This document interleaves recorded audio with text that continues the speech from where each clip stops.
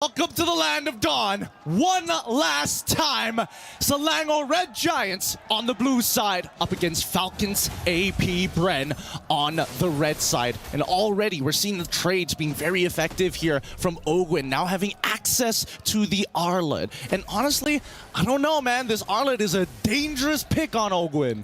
Really is. I think back in the day, for me especially, looking at Master Ogwin, every time he picks up the Arlet, he would have the most kills on the team. That's how ridiculous he is on the Arlet. So it really does feel like the analysts also, kind of said it. It's all comfort picks. They're going back to what makes them so special, I would say, individually. And it's perfect to see a Game 7 go like this. Yep, and it's looking phenomenal as well, right? Because once again, from every single lane, they've got a tough job, right? Few, especially on this eve, will be able to try and poke out Stormy, but the same can be said for Stormy, right? If he just dodges a couple of abilities. At the same time, right, you can see that the motions across the map are very hesitant, knowing that there could be a counter response on the opposite end.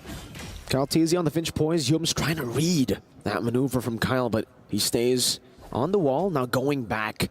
Both teams, obviously, I don't know, what would you be looking for here? Flap, though, going for some damage. Kaltizi with rotation as well. Cram going to be taken very low. Flickers out to safety, doesn't get knocked up. Going for the overall Wolf King, and doesn't connect it, so Kyle gets a little bit more damage in. Okay, I think that's totally fine here, because again, Selangor Red Giants are going to be stronger once they have their big ultimates, right? Especially for Yums. Once he has them in No Fury, then maybe they can open up a couple of options. But in the meantime, right, this first turtle is going to be a little tough to contest, considering that Ogwin is giving them very good information. Okay, they know for a fact that, especially in the mid lane, is going to get shoved in, but they know that Alpha is already on his orange buff, so Falcon's AP Bren can take their time with this, go to the opposite side, farm back up, get that level lead to come back for this fight.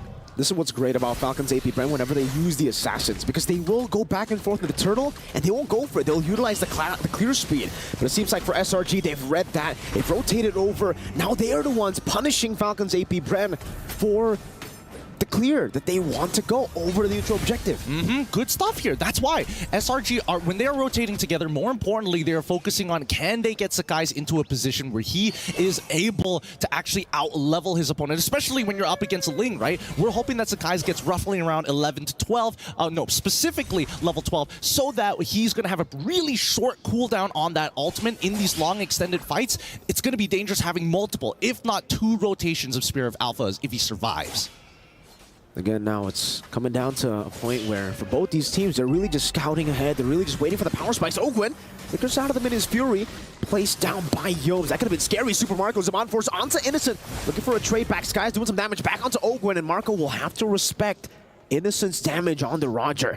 Him on a signature pick, by the way. Yeah, and I'm curious to see what Innocent is going to be building, right? Because previously in these types of matchups, especially against the Harith, we've seen here at MSC, he likes to go first item Thunderbelt first before he goes for the traditional build. I mean, the fact of the matter, he likes to go Quantum Charge as well. He likes the extra kiting capability. Oh, wow. Windtalker first. Okay, so he's going to be fighting for he's not just mobility, but fighting for priority, because Roger is not great at clearing waves, but with the Windtalker, he can at least go toe-to-toe.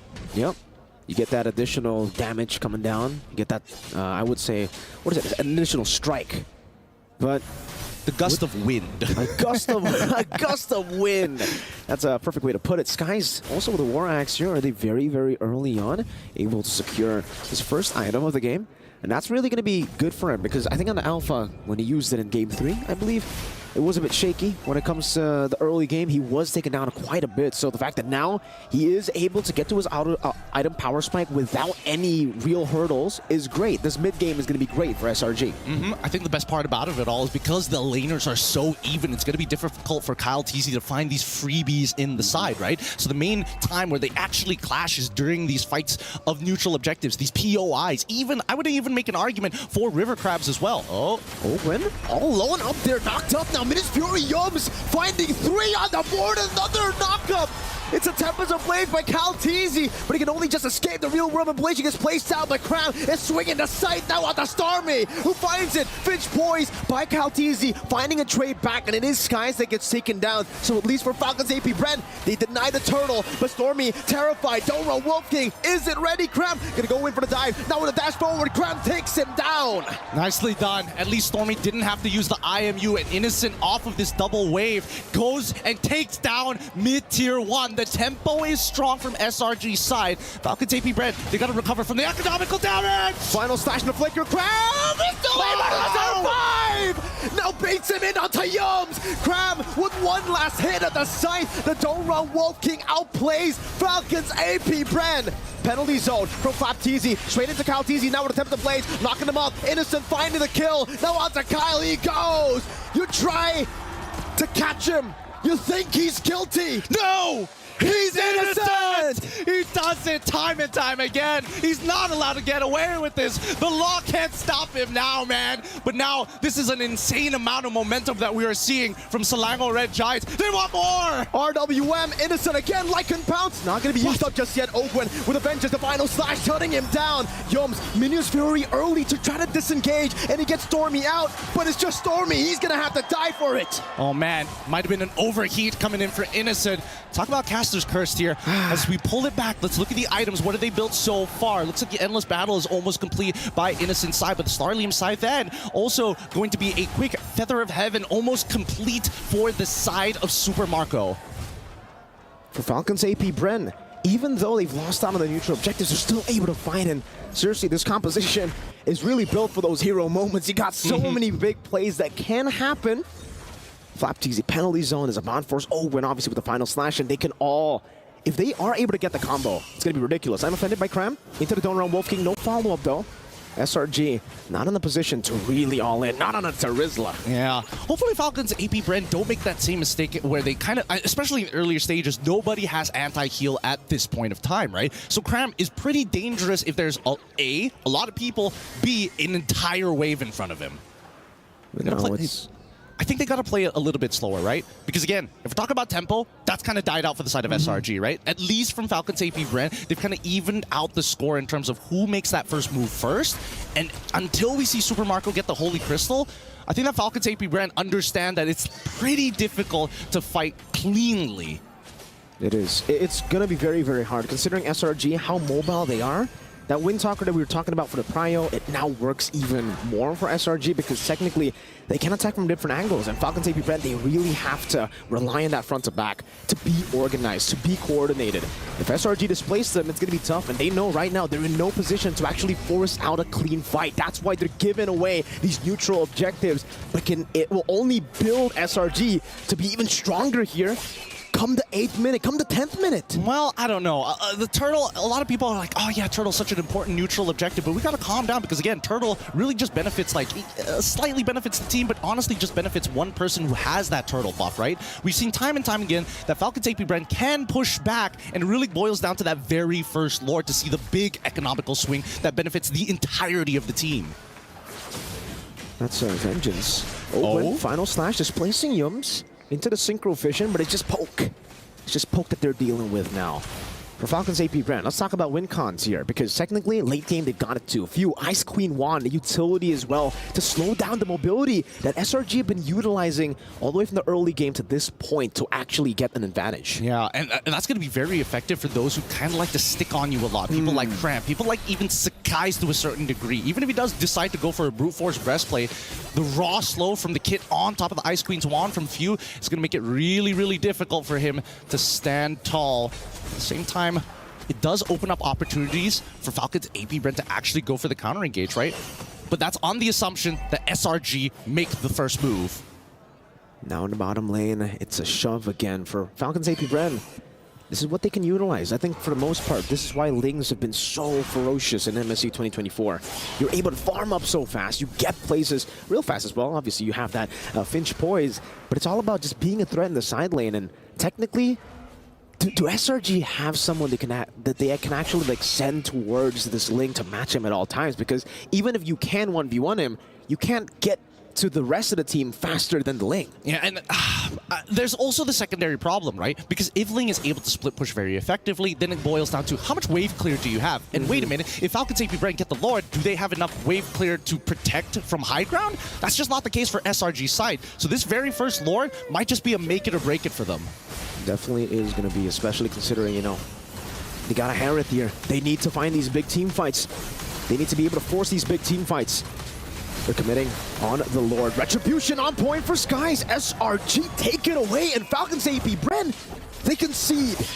I think they don't mind. They know that they have the high ground defense. Worst comes to worst, Tier 2 start falling. As long as they maintain at least all of their inhibitors, they can actually push back. They're not at like a wave disadvantage for the upcoming Lord push. Sorry, not Lord push, but the upcoming Lord spawn. At the same time, it begs the question, right? What's going on through Falcon's AP Bren's head? Did they not want to 50-50 it? Are they more worried about Yums' prime positioning? I don't know about going on to Yums. Able to find a Ministry on the 2 straight into I'm offended. And on another lockup, Stormy deals some damage. Innocent in the back line, gonna be Kai able to flicker out from the Tempest of Blades. Cram again finding View. They're going for another Stormy with a flicker forward. Ogre gonna be taken down. Super Marco, oh, no. He's bulletproof, but not anymore. Not to the claws. Oh my goodness, this is on the Lord push as well. This was such a risky maneuver. Falcon's AP Bren, they needed to trade up here. This could be an inhibitor pretty quickly, but we'll see.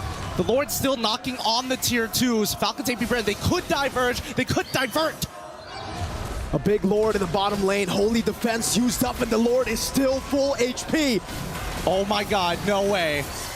Now, I'm offended onto Flap, still going with a hammer, stolen real world manipulation, format penalty zone into Calteezy's damage, but Cram deals with him. It's a killing spree as Calteezy picks up the blades. Now in the midst of it all, caught again, the glowing wanted, takes him down! Stormy finds the kill, it's another 2 for 1. This is not like this, not like this. It was supposed to be an epic battle, it was supposed to be legendary, but now Slangor Red Giants have an insane economic lead onto Falcon's AP Bren. 6,000 gold on match point with an inhibitor missing on the bottom side for Falcon's AP Bren. I believe that Falcons can do it. They can bounce back, but we need to see a good final slash from Ogwin. He really needs to make it happen. We're gonna have to see a perfect final slash. We're gonna have to see a magical one. All the words in the dictionary that means miracle or something of the sorts. That's what Falcon's AP Bren have to do. When did you last see Falcon's AP Bren having to rely on something like that? It's been too long. It's been too long, but you can definitely tell that the pressure is getting there. It's building up. The momentum is here, and Slangor Red Giants now hit their next item power spike.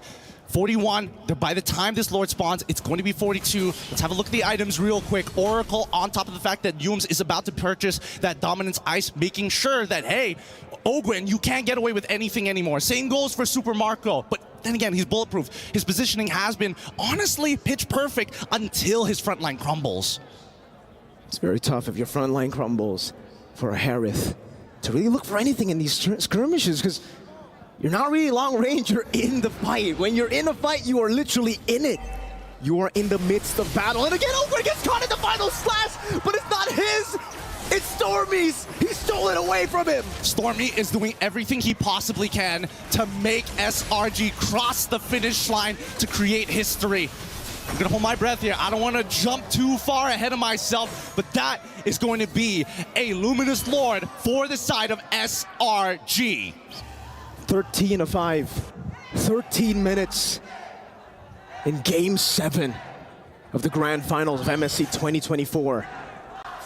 The region, the server that was once called Easy Skies, finds the Spear of Alpha, forces Calteezy back again, but take a look at the chase down now. He only used the Finch Poise. They tried to bait out the Tempest of Blades, but they didn't get him. That's fine, that's fine. Good patience coming in from Calteezy. Slangor Red Giants, though, they're gonna have to crack open. This might be their one opportunity to actually set this up for a base crack. But we'll see. They can't overextend here. Definitely not. I'm offended again onto Flapteezy now. With the Spear of Alpha, able to bring him back all the way. Yums in the midst of it all, finding the motivation roar to stay alive for so long. Few deals some damage, still Skies goes with a Flapteezy! Helping Ogwin there, finding the final stack as a stun as well on the Skies! And again, it's Calteezy who jumps over to Innocent. Crab buys the immortality, he fights all the way, Stormy trying to survive. Crab in the base, Few doing it as well, trying to go for the clear. No, he's gonna try, but now Stormy's getting in the mix. Salmon Force has been dropped down. Super Marco jumping forward now with the help of Few. Crab in the base, still looking for the play.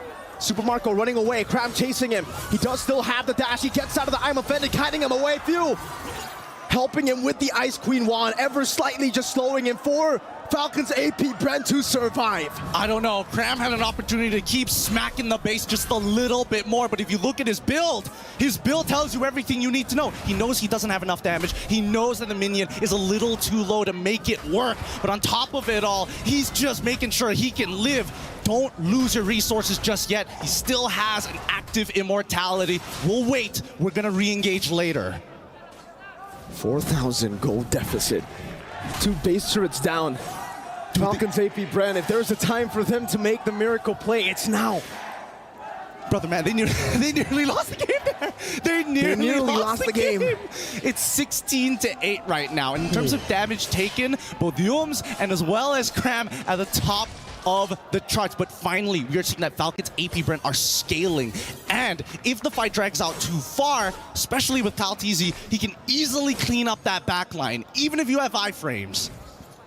Again, it all comes down to one fight. Despite this massive advantage, you can take a look at the turrets, you can take a look at the stats all you want, but it really comes down to one fight. Falcon's AP Bren, how were they even able to make that fight close? I don't know. SRG, I mean, they missed their opportunity, unfortunately, to close out this game now. You got to give props where props is due. Falcon's AP Bren, they may be the final boss, but they won't make it easy for SRG. They're going to have to fight for every inch of space. And that space is being utilized by Falcon's AP Bren. Again, despite these base turrets, luckily for Falcon's AP Bren, it sides with them. Despite that advantage for Selangor Red Giants, it's not in the far lane, that base turret. So for Falcon's AP Bren, they can constantly send the Ling up top, but they have to try to make a decision as well, because now SRG are forcing them. Oh, SRG need to take their time. They can honestly reset this, right? Just wait for the waves to start crashing closer towards the enemy crystal, and then maybe consider your options at this point, right? They're holding it hostage once again.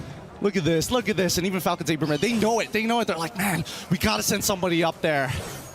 That's risky though for SRG if they continue to... Oh, they send the Harith up top. Super Marco has been spotted up. Now with the sun on the crowd. It's going to be a spear of outbound the Batizi, but it all falls into the real Roman inflation. Yums still in the midst of it all, getting the knock-up view. Trying his best with the flanker backwards. Sky chases him down and gets the kill. Meanwhile, Super Marco dashing back and forth, trying to survive, trying to save the game. But Kyle, now he falls. It's just Master Ogwen, and he will lose his immortality. Another life, another chance, but not to Stormy. They've done it! They've done it! For the first time ever, Malaysia is on top! It's over! They have failed as